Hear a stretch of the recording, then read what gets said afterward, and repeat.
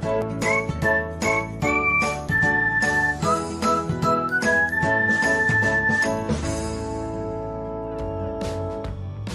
everyone, welcome back to another episode of Technologyglance. Today in this video, I'm going to guide you through how you can change who can add me to private group to my contacts on EmoHD. So let's get started. Firstly, open EmoHD app in your device. Then tap on your profile icon. Next tap on security and privacy. Then scroll until you find group. Next tap on it. After that, you can see the option of my contacts. Tap on it. So this is how you can change who can add me to groups to my contacts on EmoHD. Thanks for watching.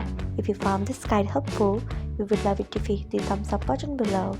We upload great new tech tutorials like this one every day. So do not forget to subscribe to our channel and hit the bell icon so that you'll never miss another update.